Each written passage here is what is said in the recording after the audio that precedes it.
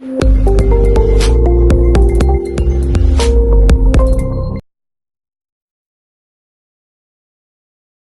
Everyone, आज मैं बात करने वाली हूँ जेनाइटल वॉर्ट्स के बारे में। ये एक ऐसी कंडीशन है जिसके लिए लोग जल्दी से इलाज नहीं लेते हैं या संकोच करते हैं या उनको समझ में नहीं आता कि उनको दिक्कत क्या है। जेनाइटल वॉर्ट्स जैसे कि नाम से पता लगता है, ये ऐसे वॉर्ट्स हैं, ये ऐसे मस्से हैं जो जेनाइटल एरिया में यानी आपके रिप्रोडक्टिव पार्ट्स में होते हैं। ये जो वॉर्ट्स होते हैं ये मेल और फीमेल दोनों में पाए जाते हैं। इसका जेंडर से कोई रिलेशन नहीं है, दोनों में इक्वल मात्रा में या इक्वल फ्रीक्वेंसी में पाए जा सकते हैं। जेनाइटल वॉर्ट्स जो होते हैं ये इनका जो साइज़ होता है ये वेरिएबल होता है। छोटे बड़े अलग अलग तरह के साइजेस हो सकते हैं, अलग अलग तरह की प्रेजेंटेशन हो सकती है।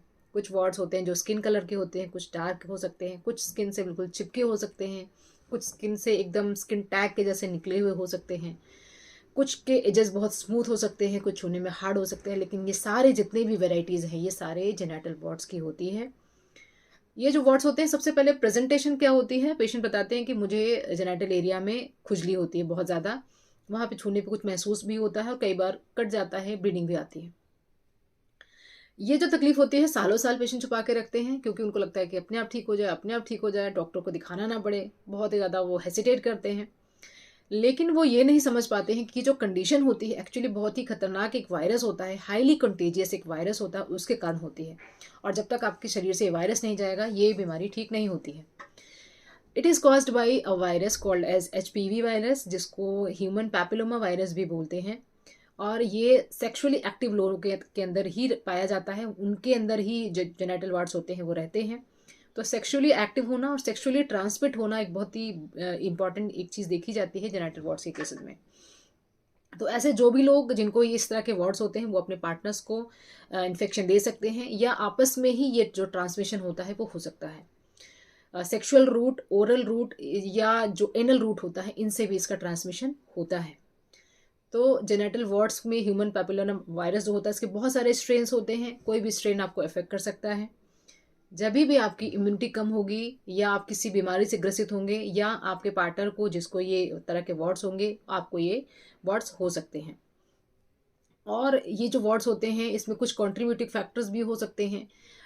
ये जो जैसे आपकी इम्यूनिटी बहुत ज़्यादा लो है, आप किसी चीज़ का मेडिकेशन ले रहे हैं जिसमें स्टेरॉइड्स हैं, उसमें भी आपकी इम्यूनिटी लो हो जाती है, या कोई ऐसी बीमारी है जिसमें आपकी इम्यूनिटी बहुत डाउन रहती है, तो भी आपको ये वार्ड्स हो सकते हैं।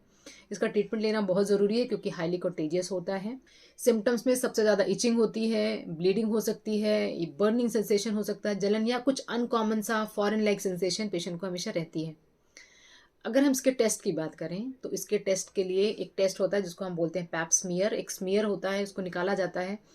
ये टेस्ट सभी जो फीमेल्स होती हैं जो सेक्सुअली एक्टिव एज में रहती हैं उनके लिए बहुत ज़्यादा ज़रूरी है, क्योंकि इससे जो अगर पैप स्मीयर से हमें पता चल जाता है, क्योंकि ये कार्सिनोजेनिक भी हो सकता है, आपको जो HPV होता है।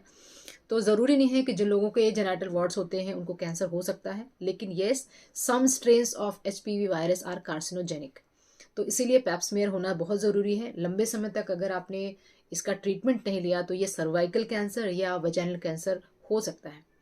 तो जितने भी लोग हैं जो उनकी शादी होने वाली है या जिनको भी ये सिम्टम्स देखने को मिलते हैं या जिनको पहले कभी किसी तरह की इन्फेक्शंस ऐसी हो चुकी हैं, सेक्सुअली ट्रांसमिटेड डिजीज़ कभी हो चुकी है, उनको ईयरली या 2 साल में एक बार पैप स्मीयर ज़रूर कराते रहना चाहिए।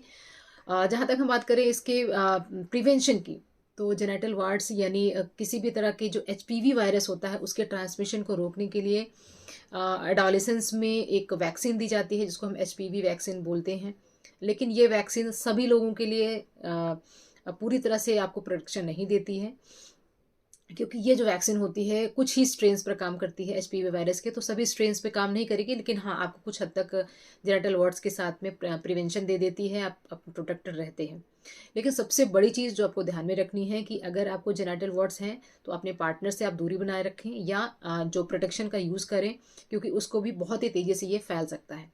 और एक बहुत इंपॉर्टेंट चीज़ ध्यान में रखने वाली है कि जिन महिलाओं के जेनेटल वार्ड्स होते हैं उनसे during the process of delivery उनके बच्चे को भी जा सकता है। जैसे कि मैंने बताया कि बहुत ही ज़्यादा कंटेजियस होता है, तो बहुत तेज़ी से फैलने वाला होता है। तो अगर आपको जेनिटल वॉर्ट्स हैं तो प्रेगनेंसी प्लान करने से पहले आप उसका ट्रीटमेंट कंप्लीट कर लें, या अगर आपको जेनिटल वॉर्ट्स हैं तो शादी से पहले ये ट्रीटमेंट ज़रूर कर लें कंप्लीट। ये जो वॉर्ट्स होते हैं फीमेल के वजाइनल एरिया में, एनल एरिया में पाए जा सकते हैं। बहुत सारे केसेस में बॉडी के डिफरेंट पार्ट्स में भी पाए जा सकते हैं, इवन लिप्स पे पाए जा सकते हैं, गालों पे पाए जा सकते हैं, या बहुत ही रेयर कंडीशंस में हाथों पे भी पाए जा सकते हैं।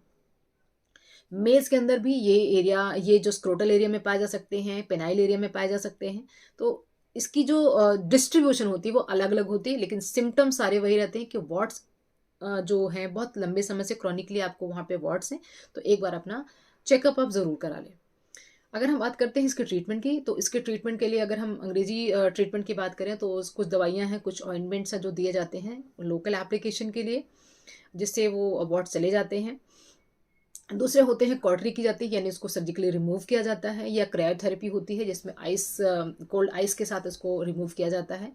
साथ में अभी लेटेस्ट में लेज़र ट्रीटमेंट भी अवेलेबल हो गया है जिसमें ये वॉट्स को रिमूव कर दिया जाता है। बट ड्रॉबैक इसका ये है, इसका तकलीफ़ ये है कि बार बार ये आपको वॉट्स आ सकते हैं। तो इसीलिए इंटरनल ट्रीटमेंट लेना भी बहुत ज़रूरी है। जब तक आपके शरीर से वो वायरस नहीं जाएगा, आपको थोड़े थोड़े समय के बाद जब भी आपको इम्यूनिटी डाउन होगी, वो HPV फिर से एक्टिव हो जाएगा और फिर से आपको वॉट्स दे देगा। तो इसीलिए इसका इंटरनल ट्रीटमेंट भी बहुत ज़्यादा ज़रूरी है। इसके साथ में आपको अपनी इम्यूनिटी बना करके रखनी है। जब भी आप इंडल्ज होते हैं सेक्सुअल एक्टिविटी में, आपको प्रोटेक्शन यूज़ करना है। साथ के साथ अपनी इम्यूनिटी पे बहुत ध्यान देना है। लॉट्स ऑफ वाटर आपको लेना है, फ्रूट्स लेना है, वेजिटेबल्स लेना है, और एंटीऑक्सीडेंट्स लेना है। तो ये सारी चीज़ों का आपको ध्यान रखना। अगर आपकी इम्यूनिटी अच्छी रहती है तो ये वायरस आपको ज़्यादा खास आपको परेशान नहीं कर पाते हैं। अब हम बात करते हैं उन दवाइयों की जो हम होम्योपैथी में HPV वायरस के ट्रीटमेंट के लिए देते हैं। तो क्योंकि वार्ड्स हैं, बहुत सारे लोग होम्योपैथी में वार्ड्स के ट्रीटमेंट के लिए आते हैं, चाहे वो फेशियल वार्ड्स हैं, उंगलियों पे वार्ड्स हो गए हैं। लेकिन इस तरह के वार्ड्स के लिए भी होम्योपैथी की दवाइयाँ बहुत ही ज़्यादा इफेक्टिव हैं। And the best thing is कि ये रिकरेंस को भी रोकती हैं। होम्योपैथिक ऐसी दवाइयाँ हैं जो बार बार जिनको वार्ड्स होते रहते हैं उनके केसेस में भी काम करती हैं और बार बार आने से रोकती हैं। पहली दवा जो हम ऐसे केसेस में देते हैं वो है नाइट्रिक एसिड। नाइट्रिक एसिड को एसिड नाइट्रिकम के नाम से भी जाना जाता है। ये जो दवा होती है ऐसे केसेस में दिया जाता है जिसमें जो वार्ड्स होते हैं उसके मार्जिन्स इरेगुलर हैं, छूने में स्मूथ नहीं है, कटे फटे से वार्ड्स होते हैं, बहुत ईजिली छूने पे ब्लीड कर जाते हैं, तो इचिंग बहुत ज़्यादा देते हैं, नाइटली एग्रीवेशंस होती हैं। तो सबसे पहली दवा जो हम जेनिटल वार्ड्स के केसेस में देते हैं वो है नाइट्रिक एसिड। अगली जो दवा हम ऐसे केसेस में देते हैं वो है कॉस्टिकम। कॉस्टिकम के केस में पेशेंट खुद बताते हैं कि जो उनको वार्ड्स हैं वो स्किन से बिल्कुल चिपके हुए हैं, फ्लैट है बिल्कुल, जैसे बहुत ही हार्ड हो जाता है डिफ्रेंशिएट करने में कि ये वार्ड है, और कोई भी वहाँ पे टैग वगैरह नहीं रहता है, मतलब कोई अटैचमेंट नहीं रहती है आपके स्किन के साथ में, सीधा एक फ्लैट पड़ा हुआ सा वार्ड रहता है। तो ऐसे केसेस में हम कॉस्टिकम का प्रयोग कर सकते हैं। अगली जो दवा है वो है थूजा। जैसे कि मैंने बताया ये थूजा है, दो तरह से काम करती है। एक रिकरेंस के केस को भी रोकती है, अगर बार बार वार्ड्स होते हैं तो थूजा के एक डोज दे देते हैं तो वो रिकरेंस रुक जाता है। साथ में अगर वार्ड्स बहुत ज़्यादा पेन करते हैं, छूने पे दर्द होता है, जो वार्ड्स है उसमें ब्लीडिंग है, इचिंग है, अगर पेन है तो हम थूजा देते हैं, साथ के साथ रिकरेंस को भी रोकते हैं। जो पहली दवा मैंने बताई नाइट्रिक एसिड, कॉस्टिकम और ये थूजा, इन सभी दवाइयों को आपको 30 पावर में लेना है। 4-4 बूंदें 1 से 1.5 महीने आप लगातार लें। बेस्ट होगा कि आप किसी डॉक्टर के गाइडेंस में लें। नेक्स्ट एक दवा है जो हम देते हैं उसका नाम है सीपिया। सीपिया वैसे तो महिलाओं की एक बहुत फेमस दवा है, लेकिन वार्ड्स के केस में अगर मेल्स के पेनाइल एरिया में ये वार्ड्स होते हैं और बहुत तकलीफ देते हैं, हेड ऑफ द पेनिस पे होते हैं, तब आप इस दवा को ले सकते हैं। सीपिया नाम की दवा को अगेन आपको 30 पावर में लेनी है। मेडोरिनम एक ऐसी दवा है जो ऐसे केसेस में दी जाती है जहाँ पर पेशेंट को पहले भी कोई इस तरह के एसटीडीज वगैरह हुए हो, गोनोरिया रहा हो, सिफिलिस रहा हो, या वहाँ पर अलग अलग तरह के कैंडिडल इन्फेक्शंस रहते हो, मतलब उस एरिया पे कुछ ना कुछ इन्फेक्शन पहले अगर रहा हो और अब वार्ड्स की तकलीफ आ गई हो, वहाँ पर मेल और फीमेल दोनों के केसेस में मेडोरिनम नाम की दवा काफ़ी ज़्यादा यूज़फुल है। ये दवा के साथ में अगर आप कैलेंडुला के जो ऑइंटमेंट है उसको लगा सकते हैं, या साथ के साथ आपको कैलेंडुला के लिए सिट्स बात करने हैं, मतलब गर्म पानी में कैलेंडुला के कुछ बूंदे डाल करके बैठने हैं।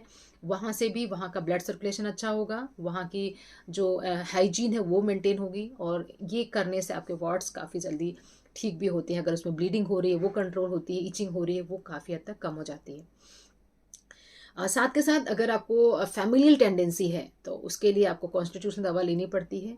कुछ समय तक आप होम्योपैथी की दवाइयाँ लेंगे, एचपीवी वायरस पूरी तरह से आपके शरीर से चला जाता है, आपकी इम्यूनिटी भी लिफ्ट अप होती है और साथ में रिकरेंस को भी रोकती है। तो यस, एचपीवी वायरस जैसे नॉर्मल एक बीमारी होती है, जेनिटल वार्ड्स भी बिल्कुल वैसा ही है। बिल्कुल बेझिझक होकर के अपने डॉक्टर से मिलकर के इसका ट्रीटमेंट लें। ध्यान रखें कि प्रेगनेंसी और बच्चे का प्लान करने से पहले ये ट्रीटमेंट आपका कंप्लीट हो जाना चाहिए, अगर आपको किसी भी तरह के वार्ड्स हैं। नहीं तो आप अपने पार्टनर को या अपने बच्चे को ये ट्रांसफ़र कर सकते हैं। ये जानकारी आप ज़्यादा से ज़्यादा लोगों के साथ शेयर करें, क्योंकि इस जानकारी के बारे में लोग बहुत कम बात करते हैं, लेकिन ये प्रॉब्लम बहुत बड़ी है जिसको समझना और उसका निवारण करना बहुत ज़्यादा ज़रूरी है। तो ये सारी इन्फॉर्मेशन थी जेनिटल वार्ड्स के बारे में और उसके होम्योपैथिक ट्रीटमेंट के बारे में। अगर आपने मुझे अभी तक इंस्टा पे फॉलो नहीं किया तो आप मुझे फॉलो कर सकते हैं, वहाँ पे मैं ऐसे हेल्थ रिलेटेड रील्स डालती रहती हूँ। अगर आप मेरे साथ अपना जूम या फ़ोन कंसल्टेशन बुक करना चाहते हैं तो व्हाट्सएप नंबर 7017991940 पर व्हाट्सएप करके आप अपना स्लॉट अपने कन्वीनियंस के हिसाब से खुद से बुक कर सकते हैं। साथ के साथ अगर आपने अभी तक मेरा चैनल सब्सक्राइब नहीं किया तो आप करिए प्लीज़, और साथ के साथ नोटिफिकेशन आइकन को भी प्रेस कर दें, जैसे कि कोई भी वीडियो मैं पब्लिश करती हूँ तो तुरंत उसका नोटिफिकेशन आपको मिल जाए और तुरंत से तुरंत आप उस वीडियो को देख पाएँ। Wishing a very good health. Thanks for watching.